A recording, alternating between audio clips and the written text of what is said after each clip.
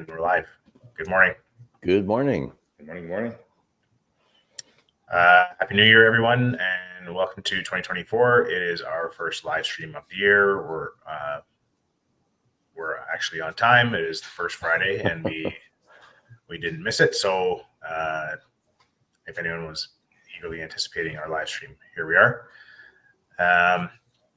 We're going to try to keep things brisk today and move things along, and we do have a bit of a streamlined set of topics. And Dan is going to dive into it first with his predictions for the market in 2024.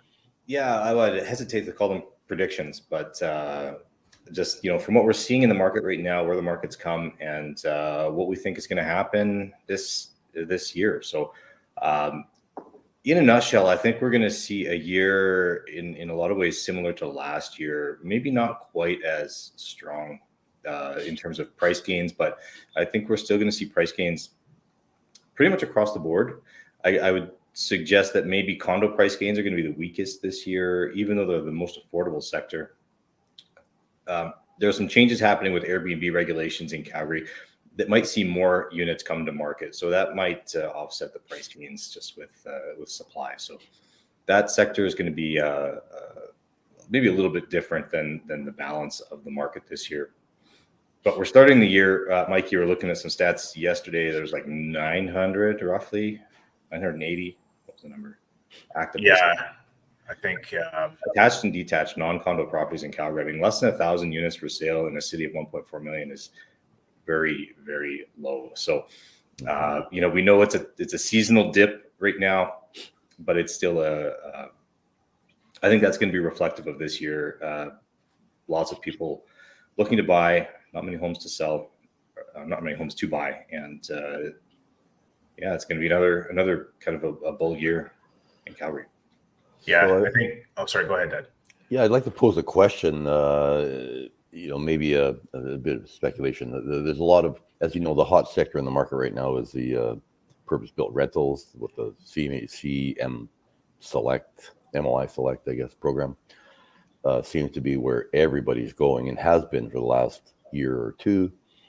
And we all know that that has created a bit of kind of shadow inventory that, there's all these units that are being built, purpose-built for rental that could come to market at any given time, so normally a guy can look at the market and say, there's this much inventory out there. Some of it hasn't sold, but it was built to be sold. And today we've got thousands and thousands of units that were built for rentals that could be sold. They could flip into, inventory at any given time. Anybody want to speculate on how that could affect the market in the future and what would trigger that? I think we'd have to see some significant price gains to offset the returns with that MLI Select. Like, it's very affordable, almost free financing at 95% in some cases. So, I mean, the developers that built those, I think, are making really good returns. And so they'd have to see pretty significant price gains in that sector to consider selling. I haven't really seen any flags go up in terms of sales centers saying, coming soon, the such and such building is now for sale. Mm-hmm. So I don't know if that's going to be imminent this year. It's, given the fact that they're occupied, they're tenanted, maybe they're going to be selling some investment opportunities. But, for the majority of people looking to buy into that sector, I think are owner users still, because people just need places to live. So, yeah, fair enough. Those might be some kind of tidewaters that are clashing against each other. I don't know. Yeah, I think it's an interesting question too, because the regulations or the change regulations that Dan is speaking to is where to have an Airbnb or short-term rental, you need to have that permitted explicitly in the bylaws. Right. But if a corporation owns a condo, a building as a whole, I don't see what would stop them from making that change really quickly and just saying, well, now we can do it. And so it's like a case by case to see which ones are short term that don't currently permit short term and need to be flipped out, Yeah. or they do a quick update to the bylaws and then they're good again and can continue to do it, if that's even what they're doing, if they are not a long-term rental. So do we see that as a real opportunity in the market for some condo owners or condo corporations, condo buildings? Yeah, Seems like it could be. maybe an opportunity for condo corps. I would say probably smaller condo corps. My sense is that the market at large, people that are sitting on condo boards, are not in favor of short-term rentals, and so I don't know that there's going to be a big rush to it. I think that's an opportunity then for some. For the few that do allow it now, I think. For the few that do allow it, Mm-hmm. and there's a number of regulatory changes that have happened in the last 5 years, with respect to the Condo Property Act, that I don't know all condo boards have responded to, and so maybe now is the time to do a bylaw rewrite and incorporate all these changes, including addressing short-term rentals. Mm-hmm. Yeah. Mike, your camera, I'll just maybe get you to point it a little bit. Yeah, I think I just had I think the sun's coming out. You're in a sunbeam. Yeah. And as I guess it's no secret, I'm in Vancouver. I'm showing off a little bit, right? There's the rowing club behind us, and Stanley Park. And it's quite better. Yes, quite a better. I was just contrasting my view here and boasting a little bit. Yeah, it's shiny and bright here for sure. Yeah. Okay, well, why don't we step over to the next topic we had, and that is, the calendar's turned to 2024, and I think people that might have been considering selling are turning their minds back to it and thinking, what is the best time of year to sell? Yeah, good. It's a question that comes up every year, doesn't it? Pretty well. And we know we have a fancy little chart that shows the number of homes listed and the number of sales. And in a nutshell, the best time to sell is when there's the least amount of listings and the highest relative number of sales relative to the number of listings. And I guess the simplest way to describe that is if there's 10 homes on the market, and rather than 2 homes, your chances are 50 are quite a bit greater when there's only 2 homes available of your home selling. So it's relative to what's available in the market, and that usually coincides with a period of around in March, the end of March, kind of early April-ish is the best time. Most people wait until the grass is green and the leaves come out, and that is usually closer to June or May, June, I guess. So if you get your home on early in terms of selling, that's usually the best time. If you're a buyer, I guess the best time to would be conversely, when there's the least amount of sales and the highest relative number of listings available. And there's 2 periods, there's 2 cycles. So the biggest pronounced one is in the for example, when you're listing, the best time is in, as we said, April, late March, April. The second best time is in September. And if you're buying, the best time would be, quite frankly, around Christmas, right, in December or January, when the sales are lowest. And this next best time is in July, when everybody's away on holidays, I guess, and the interest is lowest. Do you guys, any comments on that? You guys agree or concur? Yeah, I think I would agree that I suppose it depends a little bit on the motivation of, say, in the case of the seller, if you want to get the most for your home, which most do, then finding that sweet spot where sales have already come up, but the inventory is still low. That's where you do it. That there's always a distinction though between, like, if you like the most for your home, or if you just want to make sure you sell your home. Spring, and when you're into April, May, when inventory is high, but sales are high as well. Like there's some velocity to the market, and things are really churning. I think I usually say to a seller, the spring market doesn't necessarily mean you're going to get the most for your home, but it does mean you're more likely to sell your home. And that more applies to a tougher market for sellers, which hasn't been the case for sellers this past couple of years, I guess. But and I guess we should have premised all of that with saying that, the best time to sell your home is when you have to sell your home. So, notwithstanding anything else, it's kind of like playing the stock market. Like, can you time the stock market so that you hit it at the, sell at the top, buy at the bottom? Well, maybe there's a lot of strategy. I never have. There's all kinds of strategies, but in the best time to sell is when you need to sell, really. Yeah. And then there's also the school years. I mean, I know we talk about there's a lot of gravity towards moving after the school year, because people don't want to move when their kids are in school, and they might want to move to get their kids into a new school. There's those factors that play into it as well. You guys have anything else to add to that, Dan? No, I think that kind of mirrors my experience, and I guess the other aspect, when you say the best time to sell is when you have to sell. The best time to buy is when you need to buy, or when you have the money available. So there's so many factors at play in every individual purchase or sale that it's hard to pick one situation. So what are those? What are those, Daniel? What are the kind of the life events that usually trigger a purchase or a sale? Oh, there's some kind of an acronym for them, but I can't remember what it is. But it's getting married, having kids, getting divorced, downsizing. Yeah.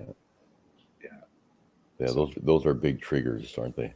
Yeah, and we've seen nearly every one of the sales that we were involved with is a result of one of those life changes, and it's not often just a capitalistic sort of, hey, the market's good, I'm going to move.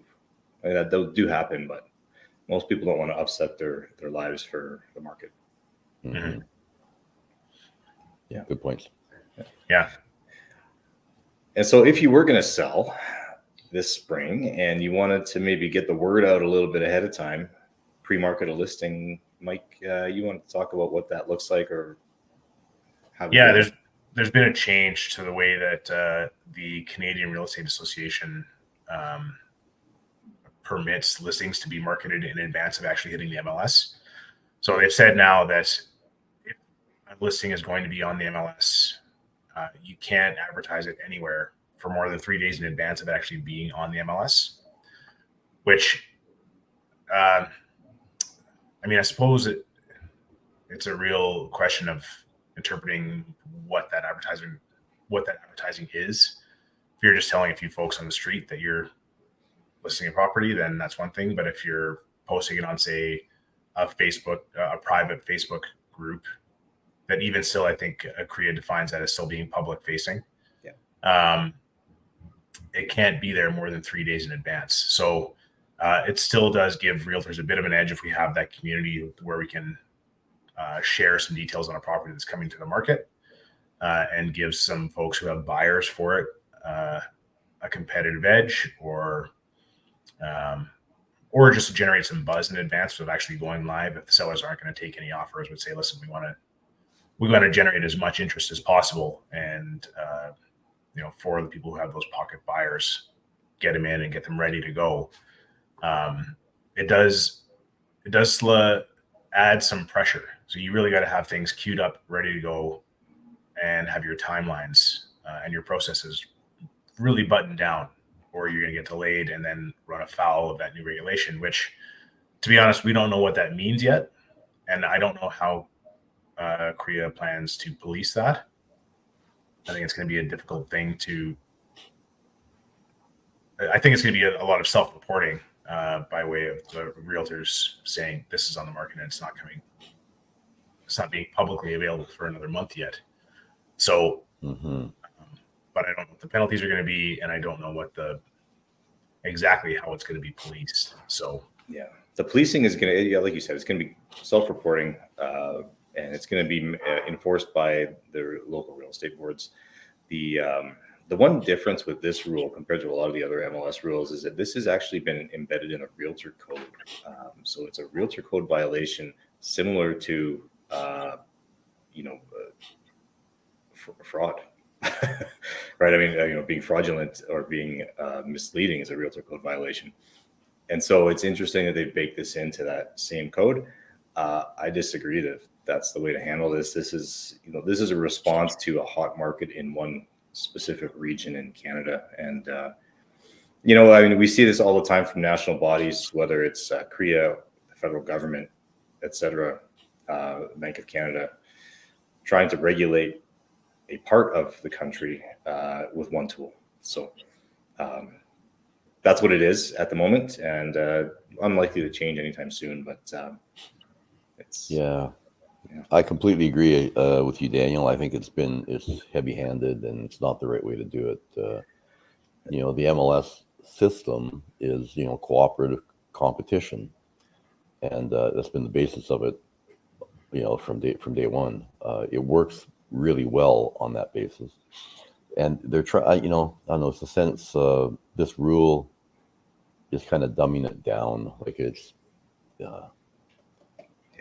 No, I mean, you're allowed to have one-on-one conversations. And so if you had a client that might be interested, you can have a one-on-one conversation. If you know a realtor that has a client, you can have those conversations. It's just that public advertising, is advertising it, I guess, is the where you run afoul. do we know what the enforcement looks like? I mean, do they say if you get caught, you have to list it immediately, or will it be a penalty? I imagine it would have to be a penalty.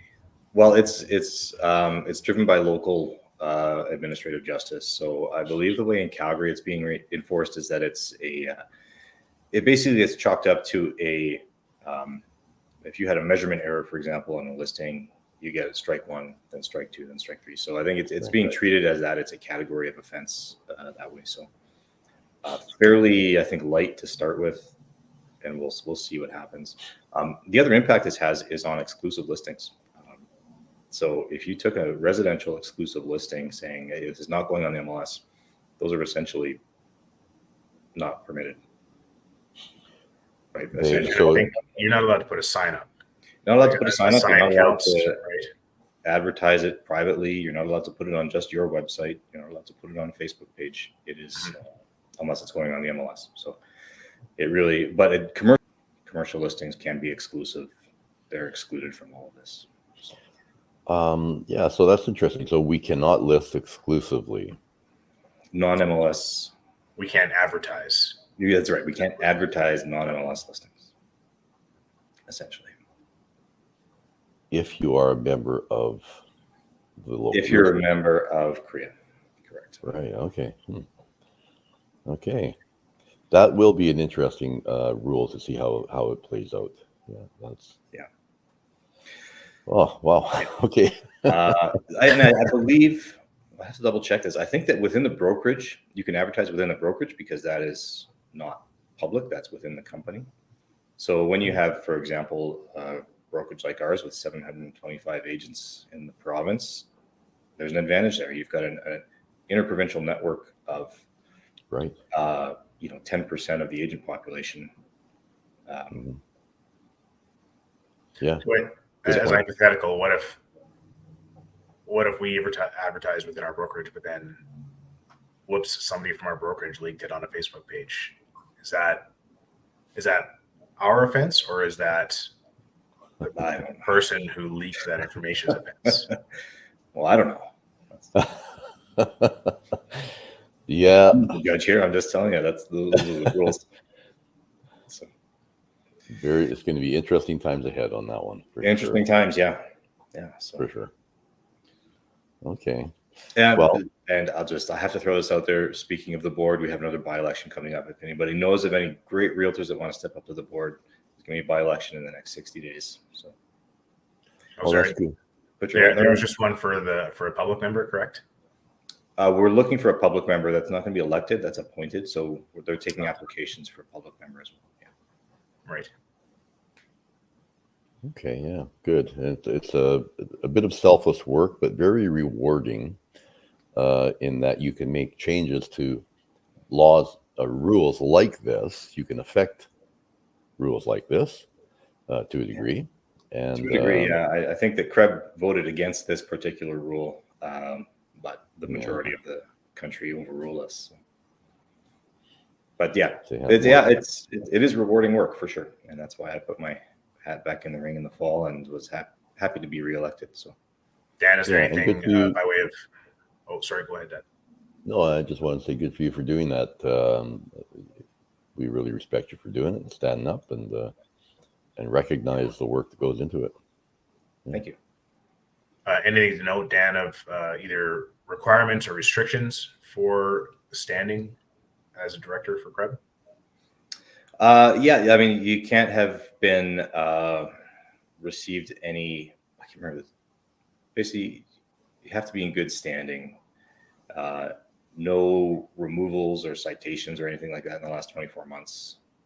Something I can't remember the exact wording now, but yeah. But in terms of like years of service, or there's no minimum requirement, you can be no minimum fresh out of the box. Yeah, I think the one caveat is that no CIR agents can apply because that's the reason that we're having a by-election is that we had one agent, an independent was hired by CIR, and we have a franchise limit on our board. So we exceeded that with that change and somebody had to step down. So. Okay. Makes sense. Yeah.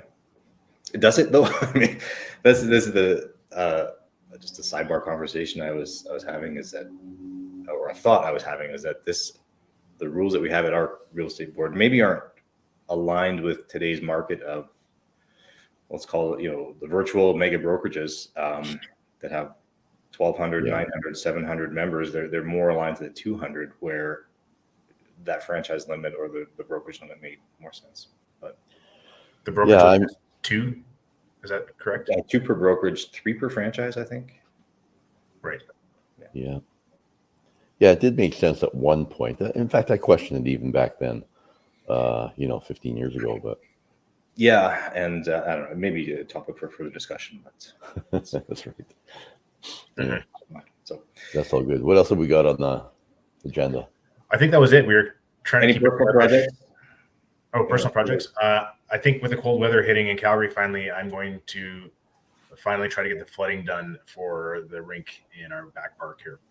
It's been too warm. There's been no snow to build a berm until the middle of January, which is mind-boggling. But maybe I can finally get it done, and we'll get a month and a half of skating in or something. Cool. I'm starting to dig out the swimming pool myself. But, just kidding. Yeah. And I'm working. I'll be working for the next couple of days on our course that we're putting on with Ready at the University of Calgary, Haskayne, for real estate sales. So keep an eye out for that. Okay. Yeah, very cool. When does that course start? It is slated for March 18th, I believe, is the date. 17th, 18th. It's a 1-week course, or it's a 2-day course in within a program of 6 different courses. So, okay. Yeah. Okay. Cool. And mine, my segment is real estate sales marketing strategies. So I'll be meeting with Bob Rennie out here tomorrow to talk about. He'll be involved in it somewhat, and so he'll do a segment on project marketing large condo projects. Cool. Okay. Yeah. Anyway, with all that, I'll bid my farewell from Vancouver and look forward to the next chat. Yeah, we'll talk again in a couple of weeks. Thanks everyone for tuning in. Okay. Thanks very much. Happy New Year. Happy Bye New Year. for now.